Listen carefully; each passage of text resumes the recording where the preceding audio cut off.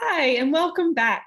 I am Dr. Gabrielle McCarg, Assistant Director of Children and Screens, Institute of Digital Media and Child Development, and host of today's Ask the Experts webinar. We are so excited to be back with our series.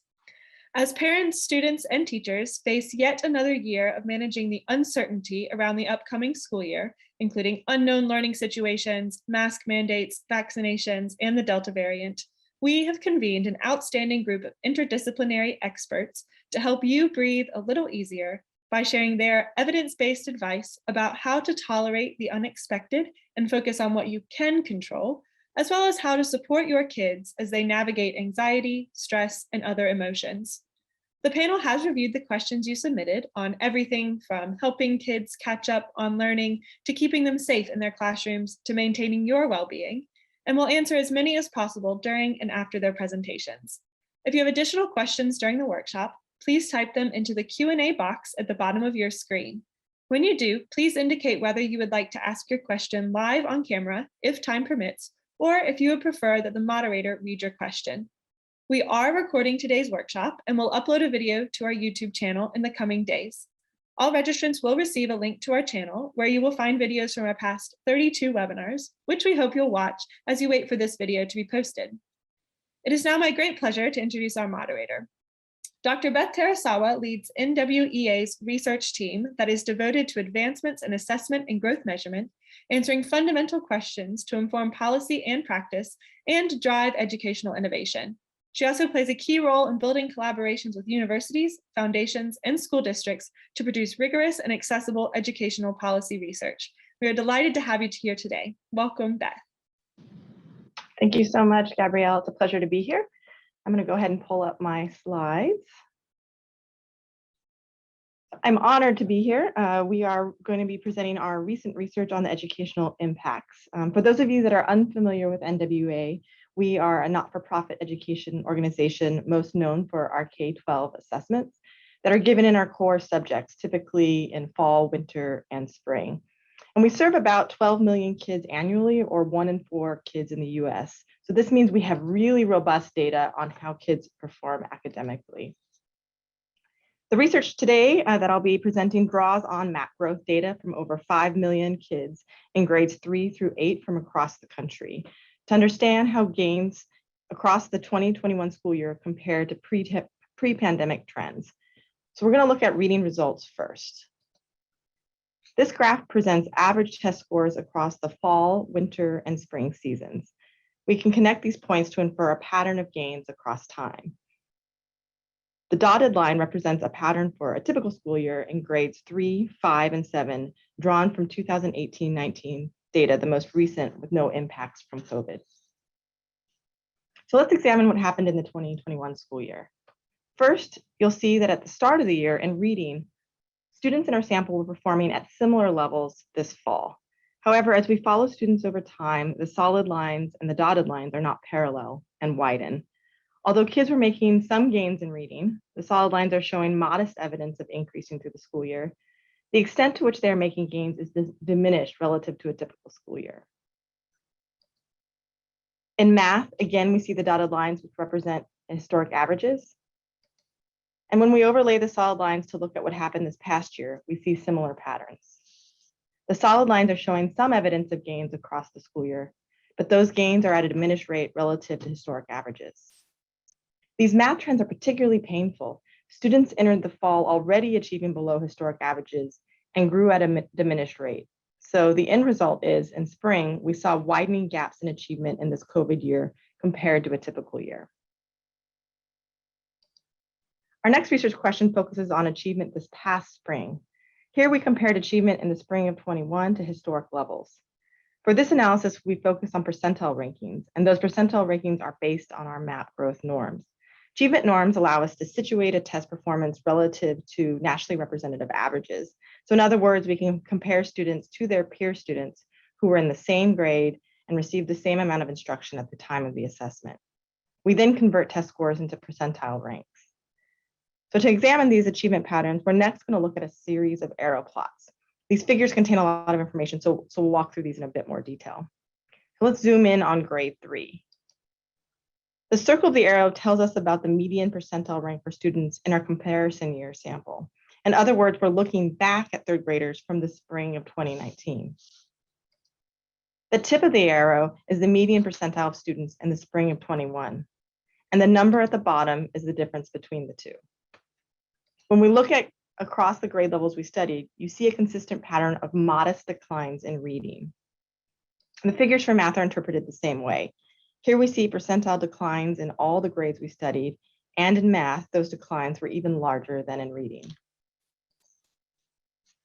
Also noteworthy, we're seeing evidence of larger declines in the youngest grades we studied. This parallels much the preliminary research we're seeing from early learning experts, that the youngest learners were particularly impacted by COVID disruptions. So in sum, reading and math achievement showed declines this spring and larger declines in math, and especially so in the elementary grades. We also wanted to understand how our results differed across student groups, so more specifically by school poverty level and disaggregated by student race and ethnicity. Here you can see the percentile rank changes by school poverty level in reading. We draw on Stanford's Education Data Archive, or CEDA, to define schools as low poverty if they serve 25% or less of students who receive free and reduced price lunch, and high poverty if they serve more than 75% of students who receive free and reduced price lunch. In low poverty schools, note we're seeing 2 to 3 percentile point declines, which are lower than overall trends, and these students were higher achieving in the first place. Contrast that with what we're seeing in high poverty schools, where a pattern of larger declines across all grades, and in some cases, the magnitudes of those declines are double what we're seeing in more affluent schools. In some, we had significant gaps prior to the pandemic, and the academic impacts of the pandemic were seen in our most historically underserved schools, which serves to widen already alarming inequalities. Here are those same results in math. In math, we had even more dramatic impacts, and more so in schools serving students experiencing higher rates of poverty. Finally, let's look at how our results varied across race and ethnicity. Here we're looking at results in reading for Asian American and white students. We see declines across grades, but they are relatively smaller in magnitude than overall averages. Next, if we look at our students of color from our sample, Latinx, Black, and American Indian and Alaska Native students, we see patterns of declines that are much larger, and especially so in the elementary grades. For math, we see a stair-step pattern where achievement levels are initially higher for Asian American and white students, and the impacts of this past year for students of color were greater, which serves to widen already existing opportunity gaps. We capture all of this information in these heat maps on the right. Here, for ease of reference, we use color coding to see where the impacts were the largest. The takeaway, reading and math declines were larger for our students of color, and particularly so in the elementary grades. So to summarize this collective body of research, we'd highlight a few points. First, it's important to note that last year was definitely a tough year, but students, teachers, parents, and guardians went to heroic efforts, and kids did learn. Across all grades, all groups, students made gains, even if those gains were not on par with prior years. However, 2021 outcomes were lower relative to historic trends on several dimensions. Gains were diminished, and students ended the year 8 to 12 percentile points lower than a typical year in math, and 3 to 6 percentile points lower in reading. We saw evidence of declines across all groups, but they were uneven. American Indian and Alaska Native, Black and Latinx students, and or those students in high poverty schools were disproportionately impacted, and especially in the elementary grades we studied. Finally, it's imperative that we remember academic trends, while important, are only part of the story. COVID has brought into relief a host of other important concerns, such as the digital divide, mental health and social and emotional learning concerns, declines in attendance and engagement, failing grades, fewer FAFSA filings, all of which point to widening inequality. Many of the folks we'll hear from today will speak more to these issues. But to conclude, we believe these data offer a clear call to action.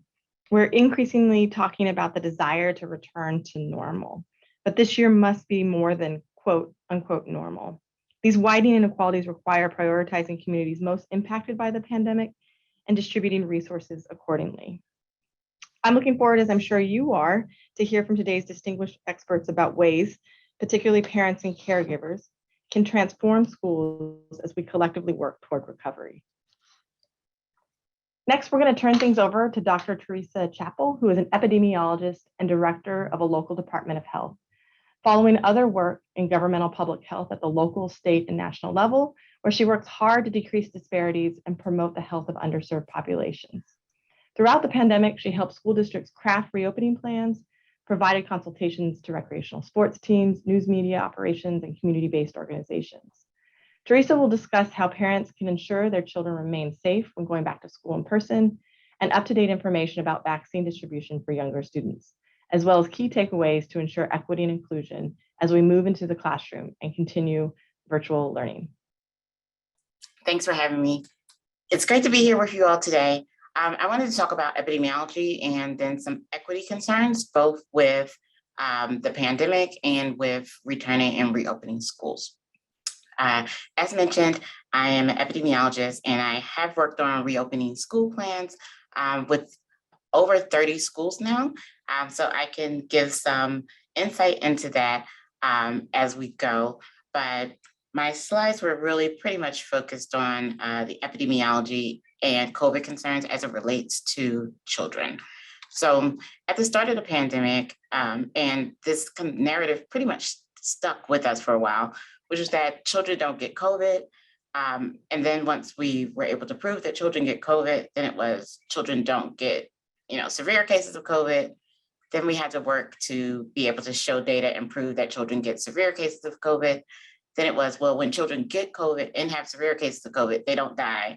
Unfortunately, we've had over 350 children die as a result of COVID. Children and COVID has been a really hard battle over the whole course of the pandemic. And it's really been, one, it was the result of good public health and good public health policies. The reasons why we did not see children at the start of the pandemic get as sick as, get impacted as much as adults did. So it took, the first COVID death that we had in America happened at the end of January, but the first COVID death that we had of a child didn't happen until May of 2020. And so we had that long period of time where children weren't being as impacted, and people started to believe that it was because there was something unique about children that made them less likely to be impacted, when what was really happening was that there were protocols and policies in place that were protecting children from being as impacted. They were being home. Schools were closed. Children were less likely to interact in situations where COVID could spread. And therefore, we saw extremely low rates of COVID in children, and therefore low severe impacts of COVID as well. But when we start to think about where we've been and how we've gone through with this pandemic, we see that since the start of the pandemic in America, there's been about 4.6 million children who have tested positive with COVID. In July of 2021, so a month ago, we were having about 38,000 children test positive for COVID a week. Just last week, we had 180,000 children test positive for COVID. We have to ask ourselves, like, what's happening different? Why are we seeing this exponential increase of COVID in children when we look at something just as simple as a month ago? A month ago, all of our community level rates of COVID was much lower in the United States. So the rates of COVID in children are going to really follow the rates of COVID in the community. A month ago, the president told us that, COVID was behind us, that we could take off our mask and that we could be, safe, and we had turned the corner. So what people did was remove restrictions. And as we remove restrictions, we start to see the rates of COVID increase, not just amongst children, but the population as a whole. So we need to think about it. What are those policies and practices that we had in place to protect children, to protect the community, to help keep COVID rates low? And that's going to be the thing that we need in order to continue to see low rates of COVID in our communities and within our children. This is a chart showing COVID rates over the year, starting with July 2020, going to basically the end of July of 2021. These are hospitalization rates for children. The first 5 months of the pandemic, we had about 500 children hospitalized for COVID. Now we're getting about 2,000 children hospitalized each week with COVID. So what we're seeing is that the severity of COVID has pretty much increased, especially as Delta has become our dominant variant. What we're seeing on the right end of this chart is extremely alarming. The rates of hospitalization for COVID is just increasing week by week with no end in sight. I think that we can pretty much tell where this chart is going to go as we continue to reopen in all the ways, having children return to classes with no virtual school option. We're taking away some of our mitigation. We're taking away the mask in some states for schools. Having all children return to school has taken away the mitigation of spacing and social distancing that we were able to have in schools. And so what we know about the Delta variant is that it's more transmissible than the Alpha variants and variants we've had before. But with a more transmissible variant, we have tied our hands with taking away some of our mitigation efforts, such as virtual school and mask wearing in schools in certain areas. What I want you to know about this pandemic all the way across the board is that it hits differently by race. Black and Hispanic people have been impacted by this pandemic at a much larger rate than white people. When we look at our children, 3 of the 4 children that you would find in the hospitals are going to be Black or Hispanic. And so this really puts a pause and it makes us think about things differently. When we talk about equity issues, when we're talking about returning to school, we need to know that the pandemic is different in Black and Hispanic communities. What we are dealing with is different than what's happening in white communities. And that really colors how the return to school debate has been led. We had a lot of well-meaning people saying that we need to return to school so that we can have equity amongst, for educational purposes for minority children.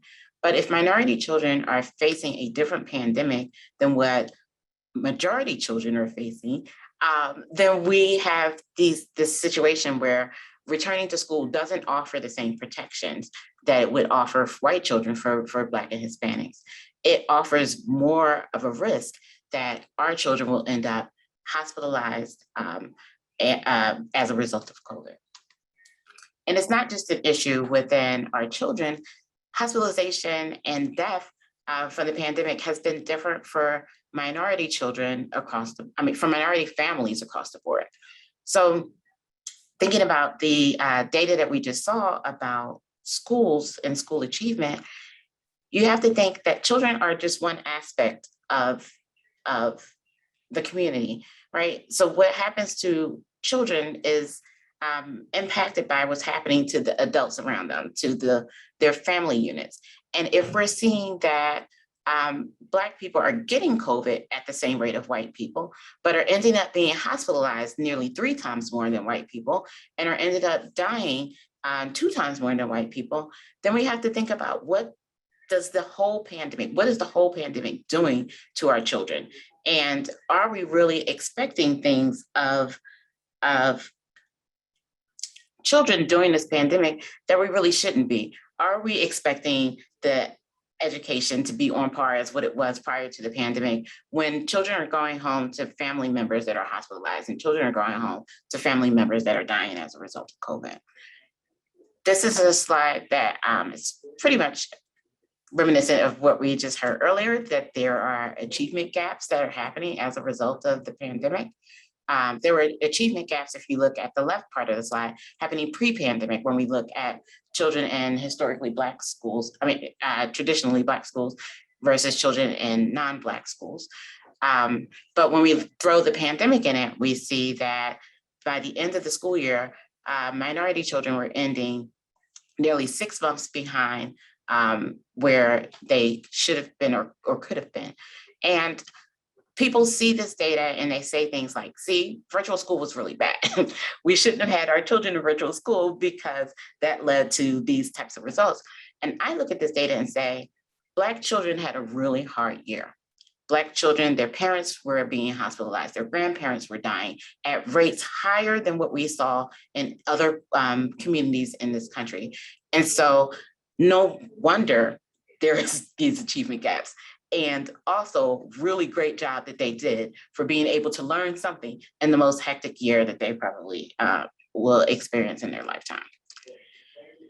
I did some research earlier on in the pandemic looking at virtual school and the impacts of virtual school in the Black community. And one of the things that I was able to find was that virtual school offered a safe haven for minority children, for Black children. It gave Black children an opportunity to go to school in a loving environment and an environment where their whole family was home with them. They were able to get real-time support from their parents. Their parents were able to hear what's being taught in school, being able to intervene and help their child speak up if there was a question in class. Virtual school offered a safety net for Black children that in-person school does not. And one of the things that it protected children from, Black children from, was the school to prison pipeline, was suspension and expulsion. Black children are suspended or expelled from school nearly 3 times more than white children.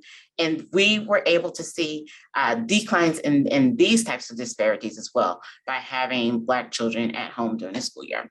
My research at the beginning of my research around this time last year was asking people, what did you like about virtual school?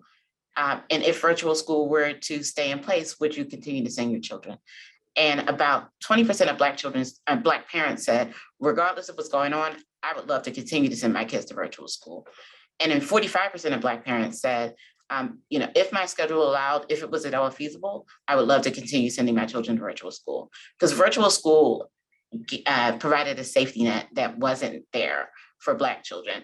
And as parents, as people started to advocate for reopening schools for equity issues, reopening schools for to help Black children learn, what we saw across the country is that once schools did reopen, Black children returned to school at a much lower rate than white children, because these were safety nets here in place that we appreciated and that we wanted to continue to stay.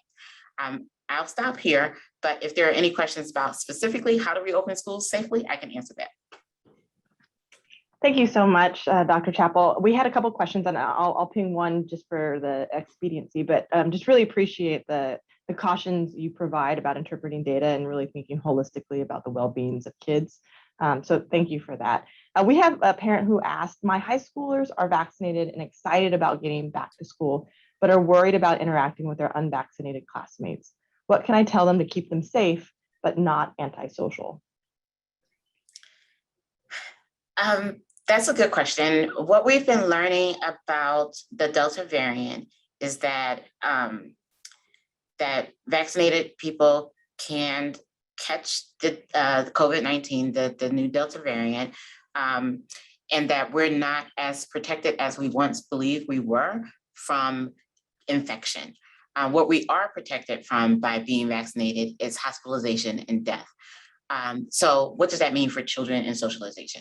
I think what it means is that we need to tell our children that they still need to take precautions so that they don't catch COVID. And those precautions would be to make sure that they're masking, to make sure that they're not hanging out in crowded settings. If there is a crowd, maybe you can take your 1 or 2 friends and step away. You're safer outdoors than you are indoors. If there's an opportunity for outdoor lunch, let's take that. If there's an opportunity to wait for the school bus, kind of steps away from everyone else to make sure you have that social distancing in place, try and do that. We want to still be able to be social, but be safe. And that would be making sure that you're masking and social distancing as much as possible. Thank you so much. It's really helpful and practical advice. Next up, we have Dr. Sean Bulson, who is the Superintendent of Harford County Public Schools in Maryland. Sean previously served as the North Carolina House Education Innovation Committee and presented at national and state conferences on topics such as developing a youth master plan, creating a welcoming school environment, and teacher leadership. Sean will offer his thoughts on what parents can do to prepare their children for the upcoming school year, what teachers should be keeping in mind, and tips to maximize learning opportunities and meet students where they are. All right, so yes, I am Superintendent of Harford County Public Schools. We serve a little over 37,000 students in 54 schools. So to some, we're a large district. I guess one thing to preface my comments, first I would say the two previous presenters on the panel, anecdotally, our experiences in Harford County very much match what you've heard from the last two presenters. And so I recognize a lot of that. I'd like to target my comments more toward some of those tips for parents and in some cases for teachers. And so I'll take a slightly different tack, but I'm happy to answer questions in any of these areas afterwards.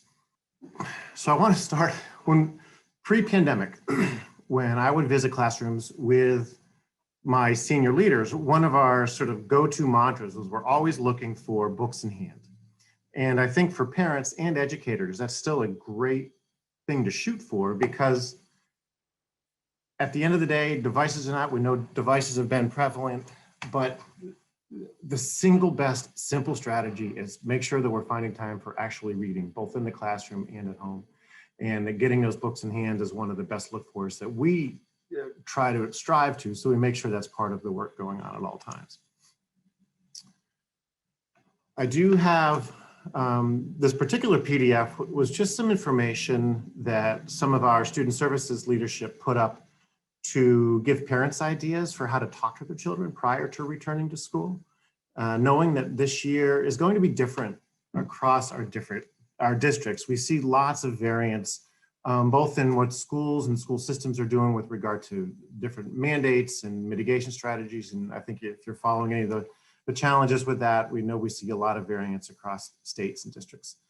That being said, we're working very hard to get students in person this year. And so for some students who maybe didn't do that last year, there's obviously going to be some anxiety around that particular topic. And so, making sure we're opening those lines of communications with our children, starting those conversations early, but also making sure you're asking specific questions, get them talking about their expectations, but also helping them see the benefits of returning in person if they are nervous about that. Because school in a normal year is anxiety inducing, particularly as you're getting ready to start.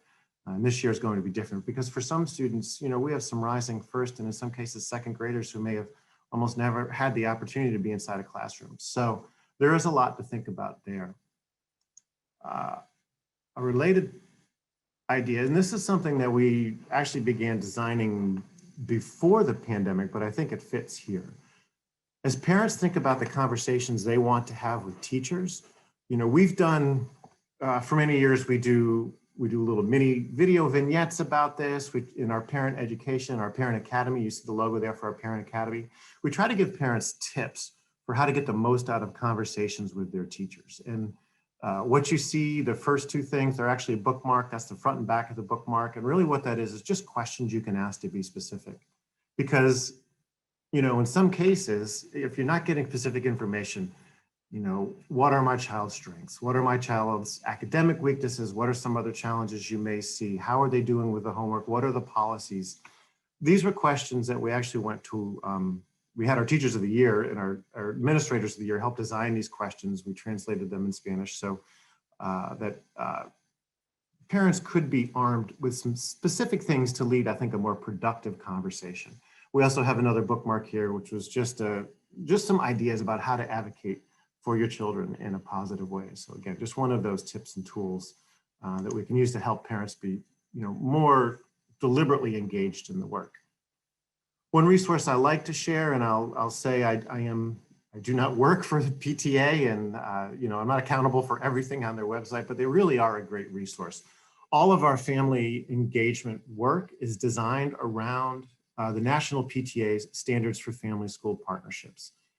And the link that I put on this slide, the family resources, they have a great wealth of materials in there. Some of them are current COVID related and some are just really basic family resources. So if you're looking for resources, that is a good sort of trusted place to start. Like I said, we do a lot of our family engagement work, building on their standards.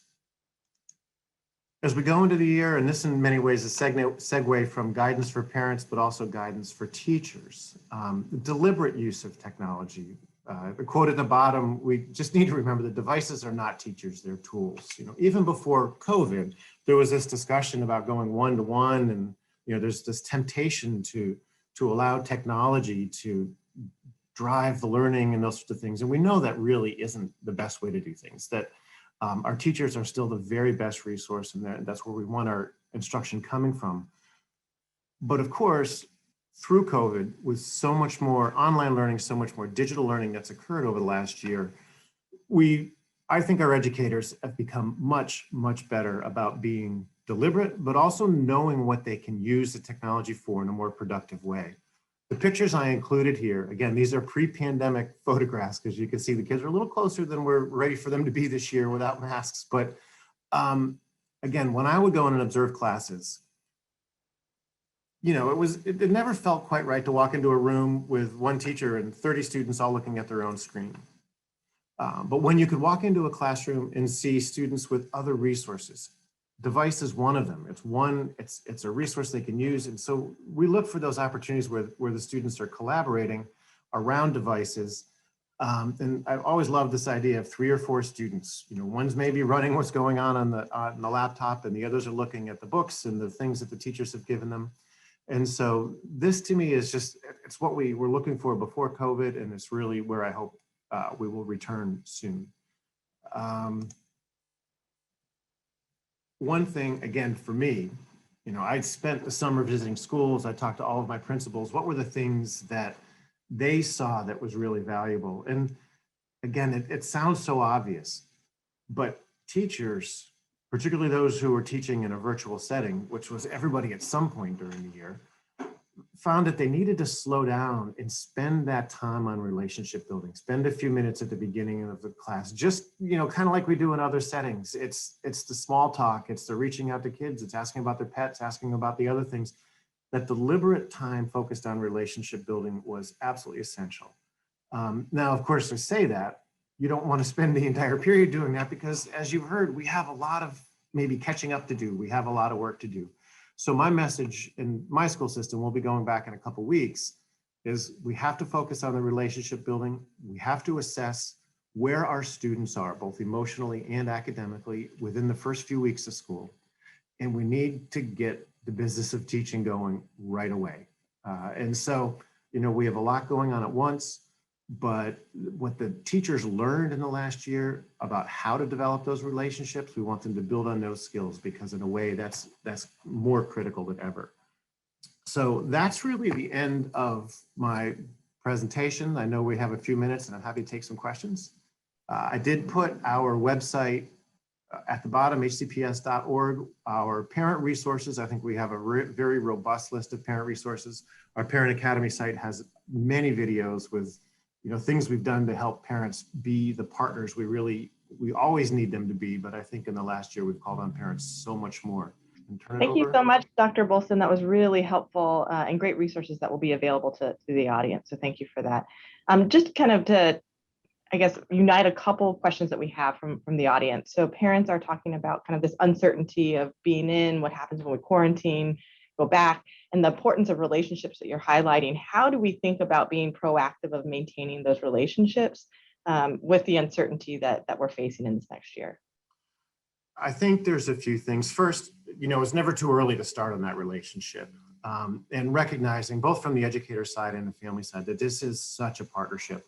We need so much help. So making sure we're engaging in those things.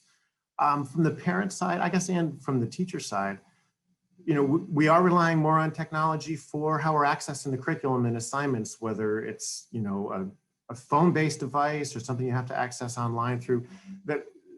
Want to make sure that we know how that communication is going to occur if we have the disruptions. Some school systems are offering more virtual options. Some are really expecting kind of resources to get pushed out. But everything, how are you going to deal with the communication if there is a breakdown? So that's something that people need to be thinking about in advance, need to be looking for the information coming from the system about how to do that. But as I said, any involvement in school for families, go to that open house, go to those things where they're allowing you to come in, even if you're doing it virtually, because that's where you get those tips. Lovely. Thank you so much.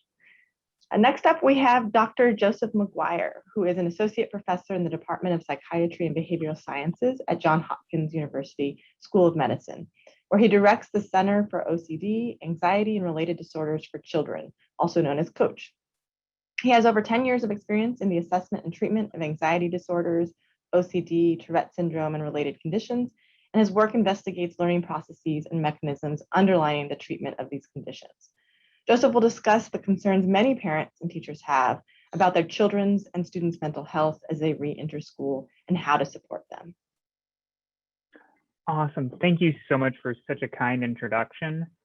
And let me share my screen. I'm going to talk a little bit about returning to school and how best to support kids.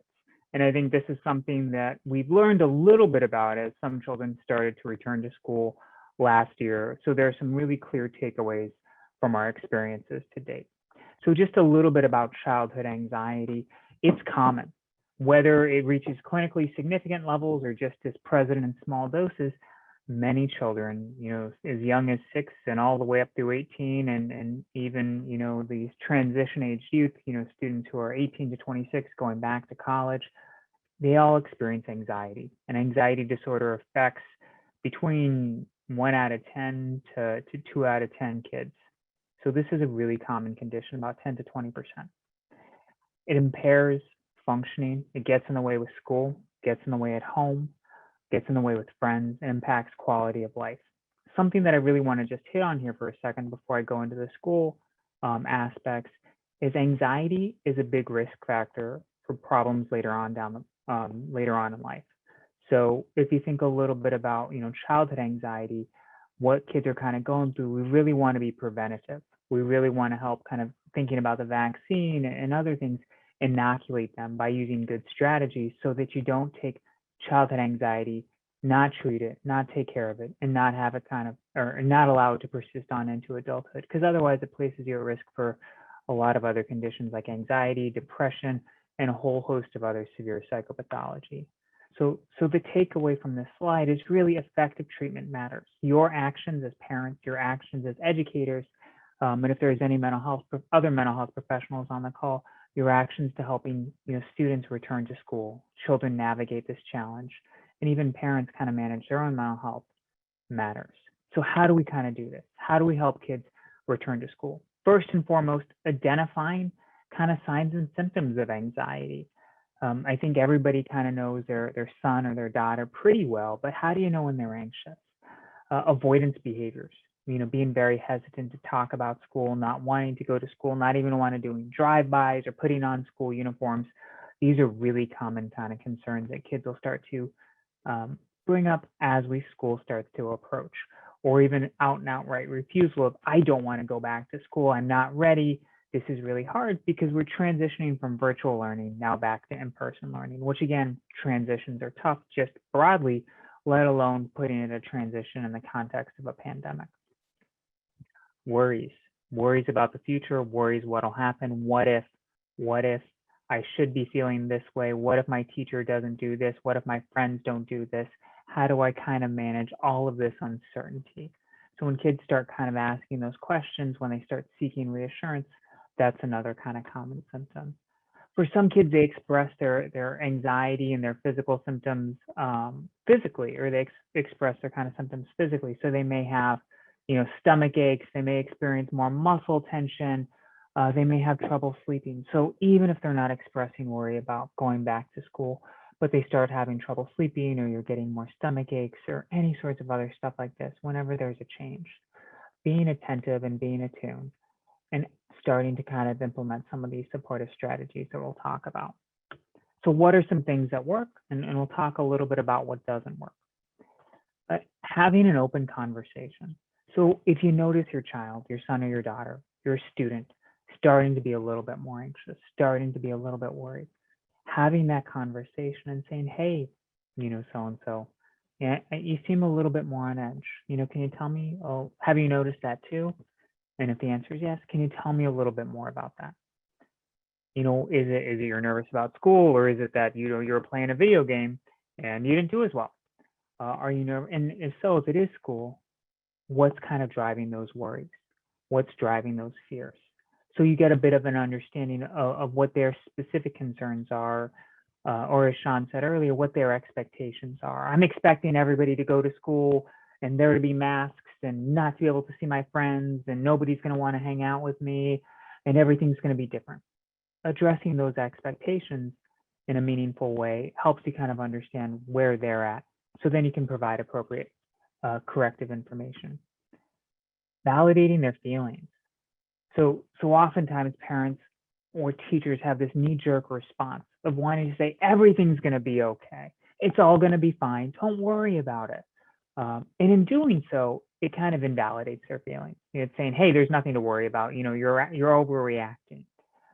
As opposed to kind of going that approach, taking a step back and saying, hey, it's okay to feel scared. It's okay to be nervous. It's okay to be on edge. And it's okay not to be nervous and on edge if that's, where you're at too.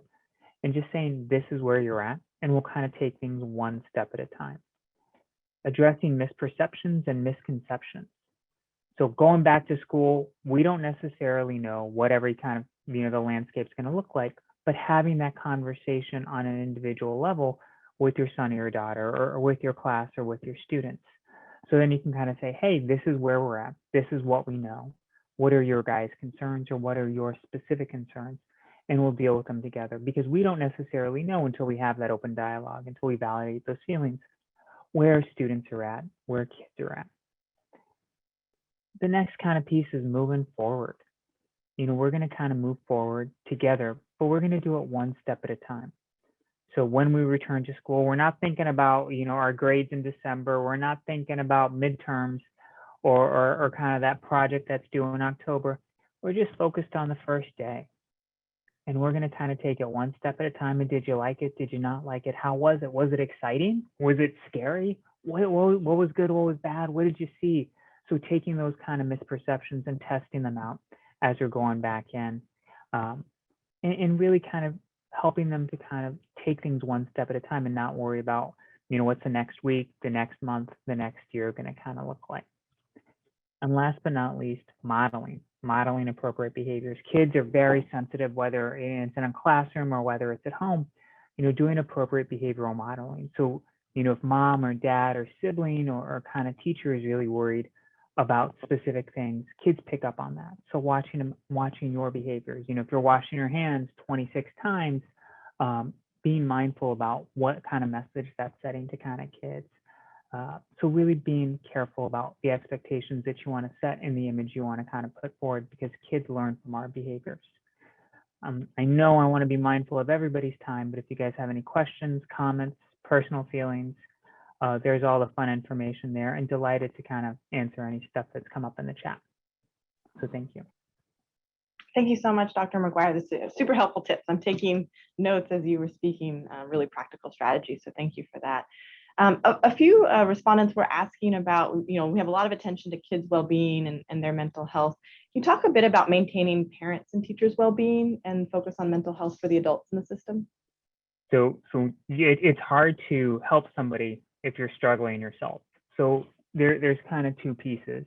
Going back to behavioral modeling, it's from that piece, it's kind of faking it till you make it, right? I can't tell how often, I use that phrase when I'm working with trainees or other people, because that may be really hard for you, but you need to kind of put a bit of a strong front up so that kids are learning how to respond to things. You may be really nervous about dropping your son or your daughter off, or you may be really nervous about going back into the classroom, but being open and honest and saying, hey, it's going to be hard, but we're going to get through this together. It's also equally important for parents to seek out sources of support, for teachers to seek out sources of support. The pandemic has caused a mental health crisis across the United States. I have several meetings even about that today.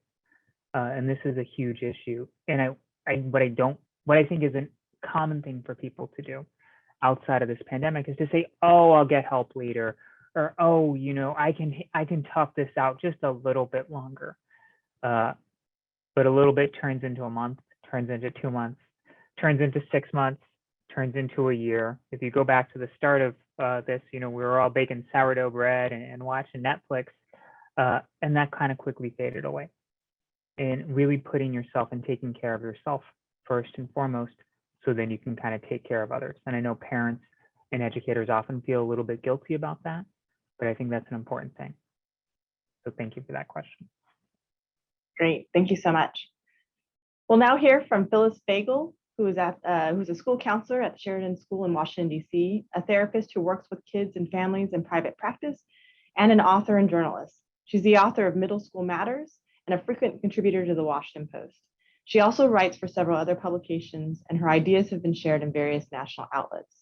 Phyllis will discuss how parents can help children maximize learning opportunities as they start the next school year, with many transitioning into in-person learning for the first time in many months. She will offer her thoughts on social reentry strategies and how those connect to academic success. Thank you for that nice introduction. I'm just going to share my screen. As a school counselor, and I keep thinking about where we left off last spring, when it was clear that kids' mental health was really was plummeting, and they weren't always presenting in ways that it was obvious that they were struggling. And so there was a lot of confusion among the adults about whether they were in fact okay, whether they were just acting out because it was the end of the school year. And so I did an activity with them called the iceberg exercise, in which I asked them to share anonymously what they thought the world saw when they looked at them, what they thought they were projecting to the world, and then what was really beneath the surface. And there was so much consistency. The students said that they felt like everyone thought they were okay, that they had it together, that they knew what they were doing, and they had friends. But beneath the surface, they felt very insecure. Some of them were anxious about things like coming back after gaining weight. They were worried they'd get teased. Some of them talked about feeling lonely and isolated even after they had returned to school, because at that point we were back in school. After so many months, they just didn't know where they fit socially. And so I saw a lot of acting out, a lot of impulsivity, kids kind of jockeying for position, really misinterpreting social feedback, this awkwardness. And so the first thing I think parents can do, and this is something I'm sharing with educators as well, is really focus on recreating a sense of belonging and helping kids see themselves as part of a community and helping them assume positive intent. So if a child comes home and says, I was trying to talk to somebody on the blacktop and they were completely ignoring me, you can help them practice some cognitive flexibility, come up with some other alternative explanations that are maybe more benign for why that person didn't include them. In fact, I had one student who was incredibly upset that someone had ignored her, and it turned out the person literally couldn't hear them behind the mask. It was a really easy to fix miscommunication. And I think that sensitivity that kids will be feeling as they return is going to lead to a lot of inaccurate interpretation of social feedback. So that is something we can do to help them adjust and feel that sense of belonging. We also want to make sure that we are helping them set attainable expectations for themselves. I think students don't fully understand that their nervous systems have been overtaxed for so long that their focus is off. They can't hold as much in their head as they used to. It's harder for them to execute on assignments, get things in on time. Maybe some kids' grades plummeted during virtual or hybrid learning, and so they took a hit to their academic self-concept. So what we want to be doing is just normalizing that everyone is feeling that way and that they can ramp up slowly. And that applies even to extracurriculars and everything else in their life. It's going to take some time for them to have the physical and emotional stamina to deal with the demands of full in-person days. And they are going to have some social setbacks. They are going to see shifting friend groups. That happens in pre-pandemic times, and it will happen when hopefully we eventually get to post-pandemic times. Kids are constantly looking for where they fit and discovering what it is they need to do to be a good friend, to find a good friend. And so just helping kids understand that no one child is going to meet all of their needs. Maybe ask them questions like, who is the person you have fun with? Who is the person who you know is a vault and can keep any kind of secret? Who is the person who you know can be is always going to say yes when you're looking for someone to hang out with at recess. And the idea in asking those questions is really to help them embrace this idea that you want to branch out. You want to constantly be looking for different people. No one person is ever going to meet all of your needs. And then the rejection or the transition of one friend is just not as painful. It still can feel like heartbreak, but they have an easier time recovering. You can even ask them a question like, is there a time when you decided that you needed to move on, that a friend wasn't a good fit anymore? And that can help them recognize that it wasn't necessarily because they didn't like that person as a human being, but maybe their interests shifted or they had hit different levels of maturity at a different point in time.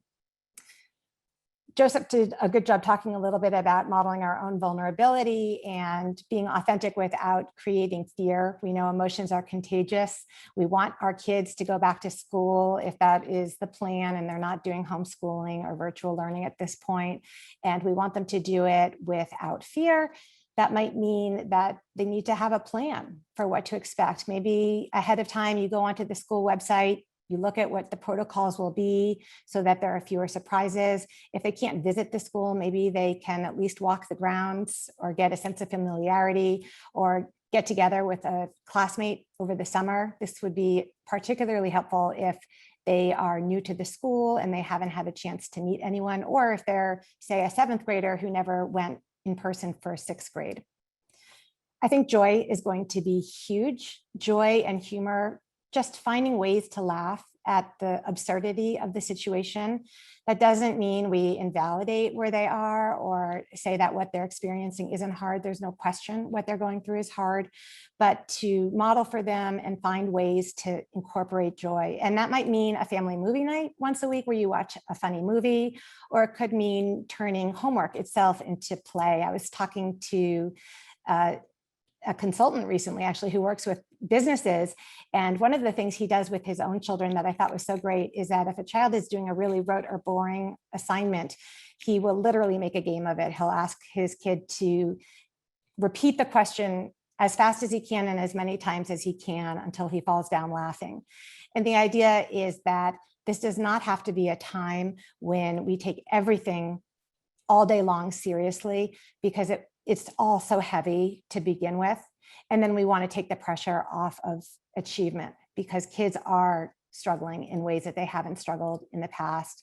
I make a point with my own children of sharing when I have a brain fog moment myself. I changed my password the other day and went on to a different computer and had no memory of what that password had been, and it had been no more than 36 hours before. I think we're all really re-entering and readjusting, and all of our nervous systems have been taxed. So we need to make sure that we are helping them and deal with all of those feelings, label all of those feelings, which can be really hard for kids because you can't get to the problem solving if you don't actually know what's going on. So if your child just says they're overwhelmed, they're going to get stuck. But if you can, in conversation, find out that they're overwhelmed because they're not really clear on what the assignment is or when it's due, well, then maybe what they need to do is reach out to a classmate or check in with their teacher the next day. And that will empower kids when they feel like there is something they can do with all of that anxiety. Some specific strategies that I think might be helpful going back into school right now are things like cognitive offloading. If you're less able to hold things in your head than you used to be, to put it down on paper, whether you use sticky notes or whether you use a calendar or a day at a glance, and really make a point of helping them check it and look at it every day. I think we're going to need more crutches and just more of embracing more of this idea that we are not necessarily going to be the same. Our kids are not going to be the same as they were pre-pandemic. That's okay. It's going to take some time, but we will get there. And along the way, we can try to have as much fun as possible and embrace the joy as much as possible. So with that, I will turn it over to questions, if there are any. Wonderful. Thanks so much, Phyllis. This is really informational, and appreciate the term of cognitive flexibility. I'm going to ask you to really do a practical application of that. We have a parent with a real life scenario, and we'll see how you would recommend maybe some strategies here. So my son has become a bit of a mask bully. How can I explain to him that he needs to be safe, but he still has to be kind to his classmates, even when they aren't wearing masks? in a parentheses, the school does not require masks currently?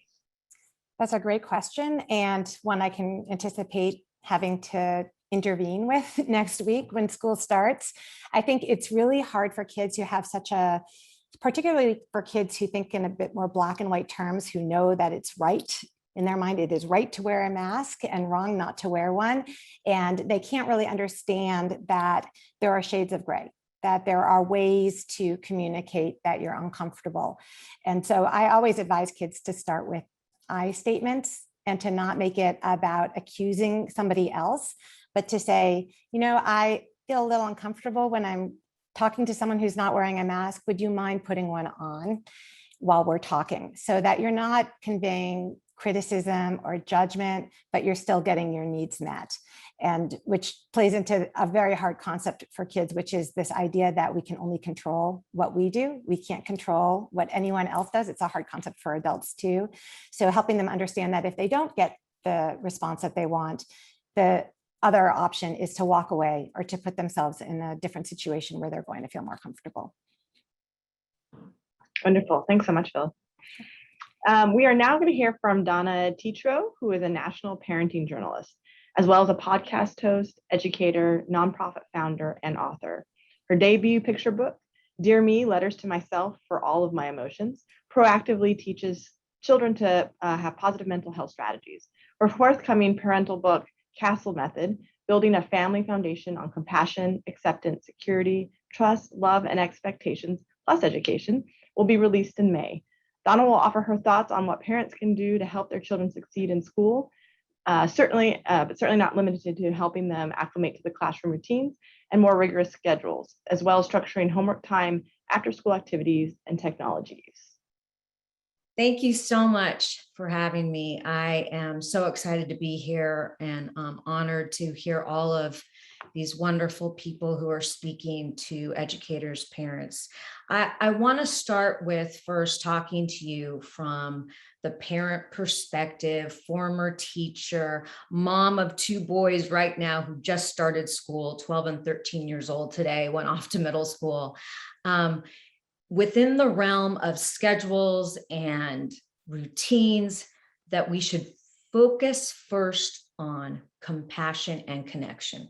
So if we can think about what we're doing within our parenting, even within routines and scheduling, which we'll get to, if we can focus on compassion and connection first, we know that these are protective factors. We know that they help reduce anxiety, stress, and trauma. And so what we really want to do is we want to allow our kids, if they forget that book, if they forget that planner, if they forget their homework, that instead of getting on them and wondering what's going on, why are you doing this, it's more about listening, trying to have that compassion, trying to hear their emotions, what's going on, and then connecting with them. And then from compassion and connection, going into the parenting and helping with those schedules and routines. And so the other thing that I want to emphasize as a parent going through all of this with you, we must have compassion for ourselves as parents, right?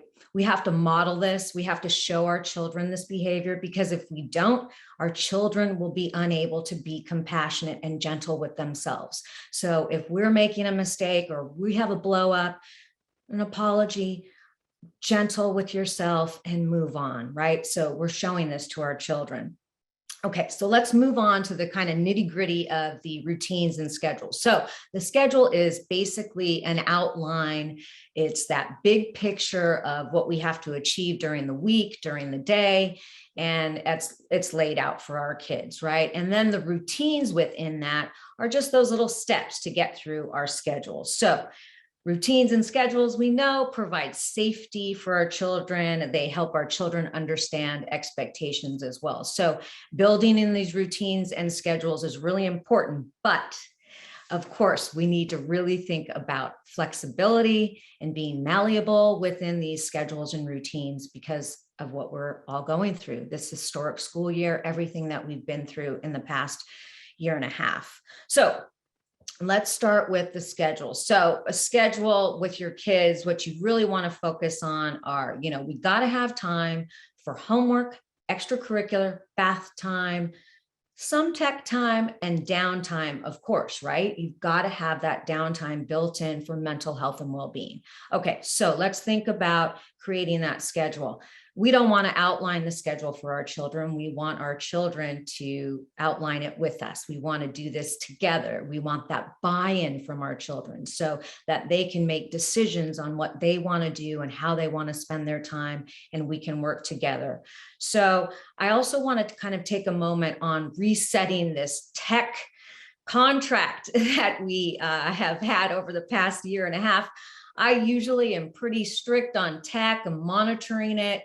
But over the pandemic, I realized as a parent, this was their connection. This was how they were building new friendships. This is what they were doing. They needed tech, right? But now we're not going to be needing tech as much. So what we need to do is we need to really focus on telling our kids, allowing our kids, and having our kids understand that their number one job is to go to school and do the best that they can and learn at the pace that they can, right? So school is their job. Technology is not to be overtaken. So school, and then homework, extracurricular activities, downtime, and a little bit of tech, however that might look for you.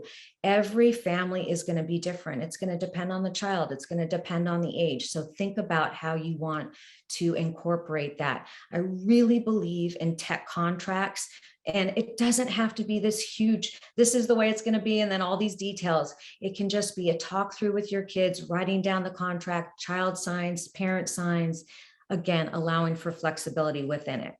I also think it's really important to hang up the schedule that you come out with somewhere visible. It doesn't have to be pretty, but hanging it up so everybody knows what the expectations are, and to really think about that. I also think it allows for no battles.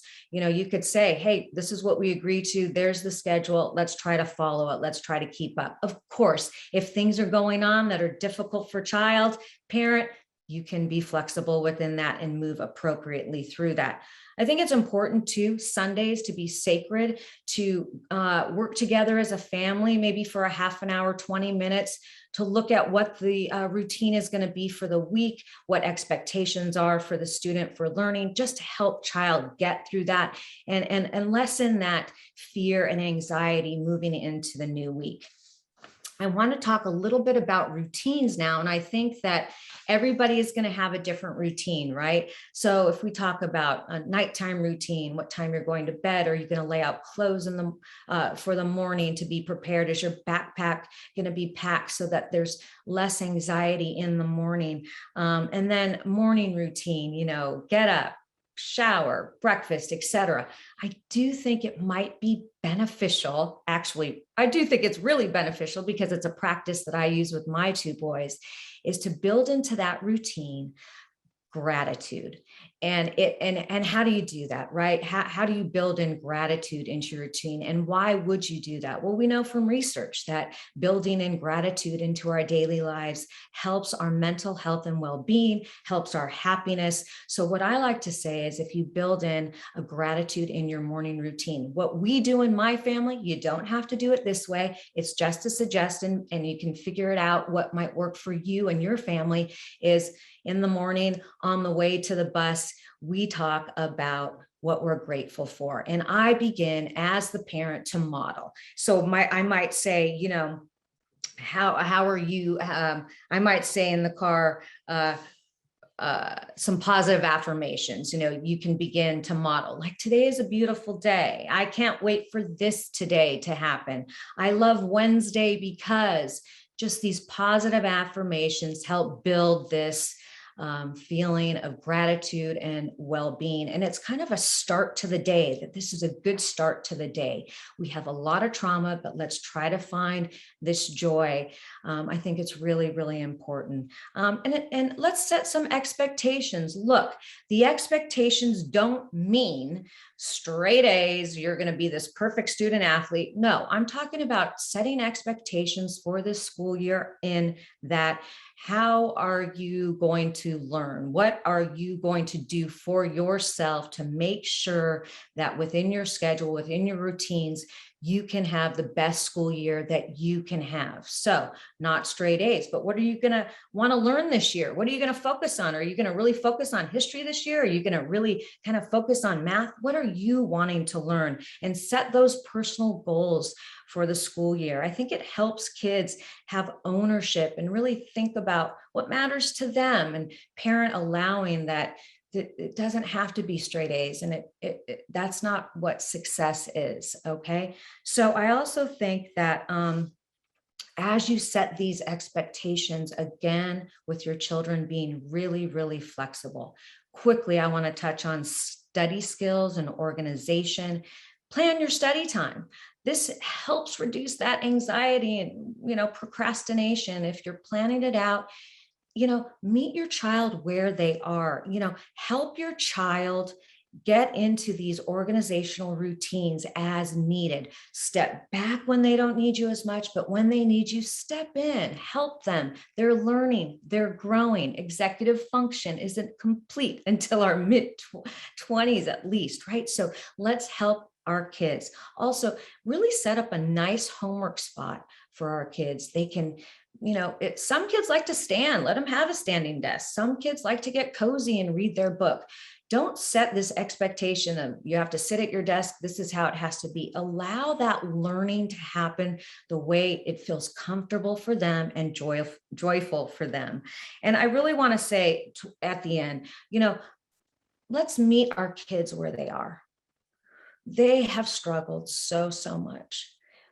They have lost friendships. They haven't been able to socialize. They've had so many different emotions. And so we want to really let them feel those emotions, being open, giving the space for those emotions, and just saying to them, I'm here for you. And really always asking the question, how can I help you? How can I help you? What can I do for you? You tell me what you need from me. So thank you so much. And I wish you all a great back to school this year. Lovely. Thanks so much, Donna. We have several questions for you that have popped in. So I'll pick one of them that is a reoccurring theme. So really appreciate the recommendations you have about schedules and routines, setting contracts. Those are all really helpful tools. One question is, when is it okay to steer away from a routine? If you could talk a little bit about that flexibility that you reinforced.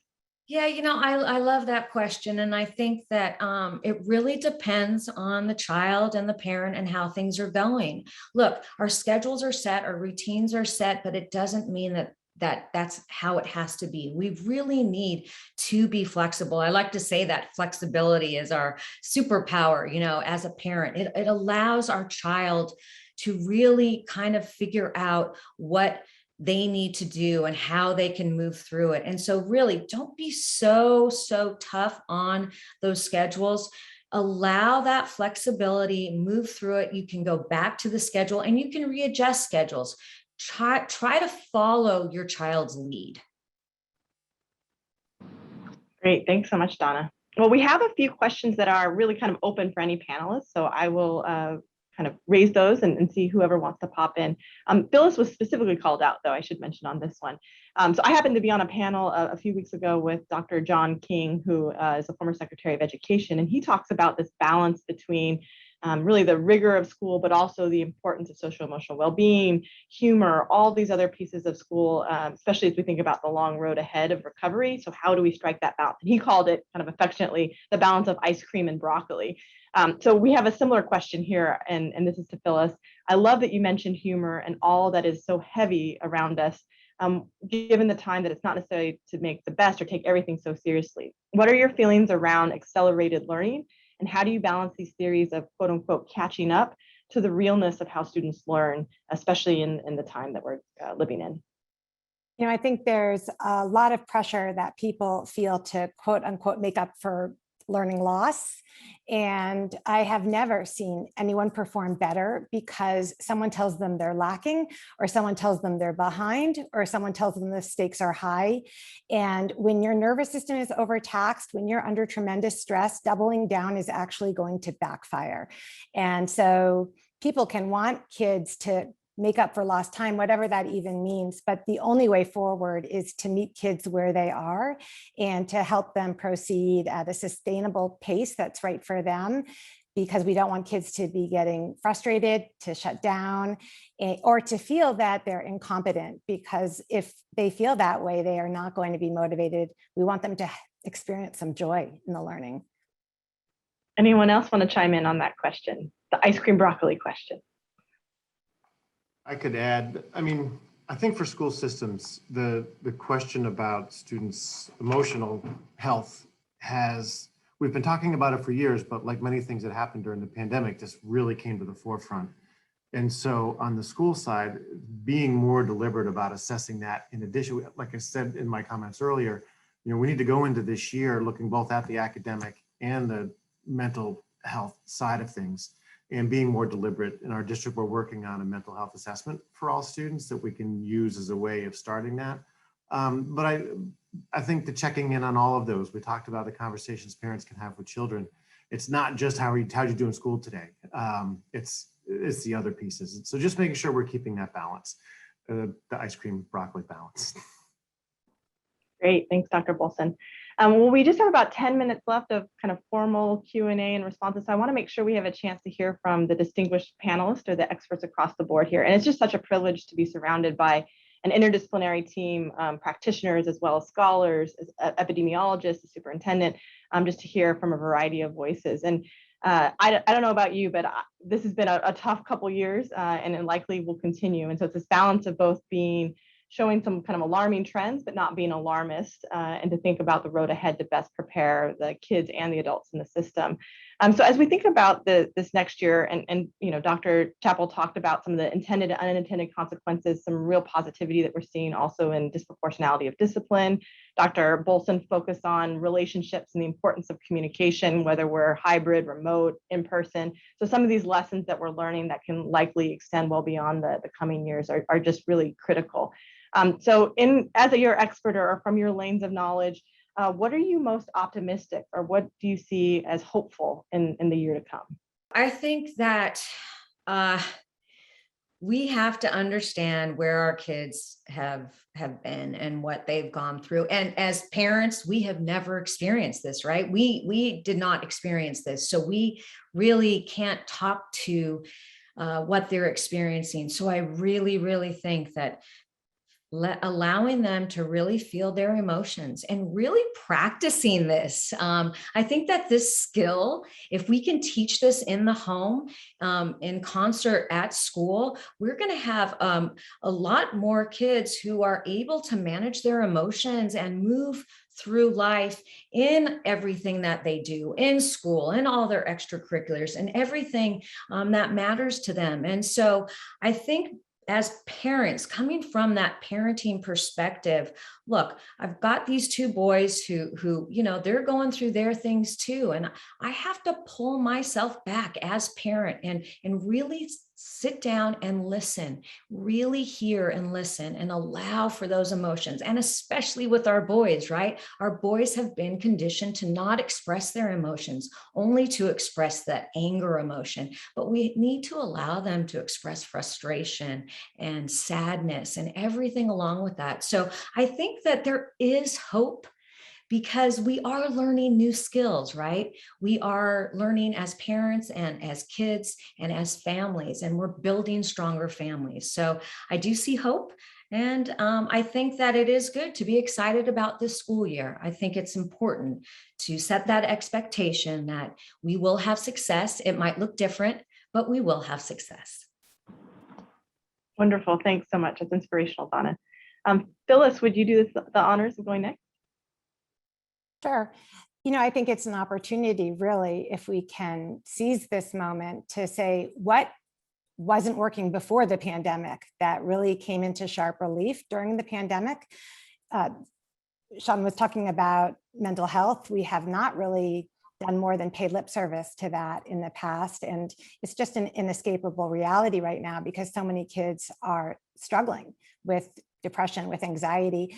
And so I do see this as an opportunity to really take a hard look at how we're structuring school. I've heard of middle schools that are reincorporating recess after never having it, or adding recess for the first time. I think it was taken away from a local school system 30 years ago or so.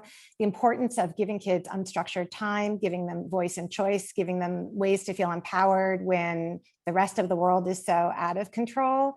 And I think that is an opportunity to come together as a community. I think we've become a really individualistic society over time, and it doesn't really work when people are in crisis. When people are in crisis, they need to feel like they're part of a community, that they have people who care about them and who want to nurture them. And so I'm hoping on the other side of this, maybe we have more play, less testing, more of a collective support for one another, more empathy for one another, and focus, drill down to what really matters. Thanks so much, Phyllis. Theresa. I want to live in the world that Phyllis just described. That sounds like an awesome place. And if that is to come out of this pandemic, then I would love for that really to happen. What I think we have to look forward to are vaccines for children under 12. It looks like that this is something that should happen maybe by the end of the calendar year. And I am really excited as a mom of 3 children under 12 who ask every day if they can get vaccinated, that is on the horizon. Great, thanks so much. I love this idea of a reimagined world, and we need to take notes from Phyllis. So I agree with you, Theresa, thanks. Sean, would you finish us out? Sure. As I think about the next year, it's easy to look back a little bit. You know, we had all these fears when we thought about bringing kids back in last year. We were afraid they weren't going to follow the mask mandates. They were going to be all, the kids way outperformed our expectations. You know, we planned for the worst, and as educators, we tend to do that. We get caught in what if. But the kids came in and they were wonderful, and they were so excited to learn. In a way, there was kind of this renewed enthusiasm that, you know, some of our students had lost over time. And so I feel we can build on that. We still need to plan for those eventualities, because we see room for conflict coming this year and all the concerns with the students have been out so long. But last year, our students outperformed in terms of their behaviors and in their enthusiasm. And I expect to see that again when our kids come back. So I'm really excited about that. And I think we've just begun to tap all of the things we learned during the pandemic. As educators, how to reach kids, how to personalize. There's so much we learned that we haven't even realized we learned yet. And I would just want to make sure we focus on, you know, building on all of that. So many great ideas have come out, so many that we heard about today. So I'm excited for this year. It's going to be a year of tremendous growth. Gabrielle, I'm going to hand it back to you, but before I do so, I just wanted to extend a huge thank you to everyone who joined, and it's been such an informative and inspirational hour and 20 minutes rather than an hour and a half. So Gabrielle, please close us out for the day.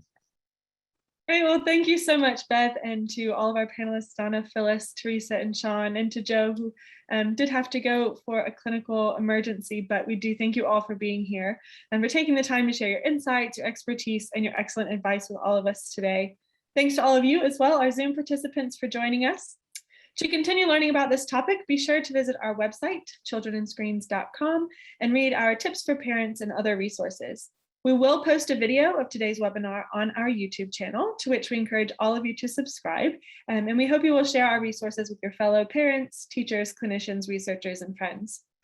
For more from Children in Screens, please follow us on Instagram, Facebook, Twitter, LinkedIn, and even TikTok at the account shown on your screen. Our Ask the Experts webinar series will be back in 2 weeks on Wednesday, September 8th, with Establishing Character in a Digital World, Building Grit, Resilience, and Socio-Emotional Skills. We hope you'll join us then to continue our conversation about helping children lead healthy lives in this, our digital world. Thanks again for being here today, and everyone stay safe and be well.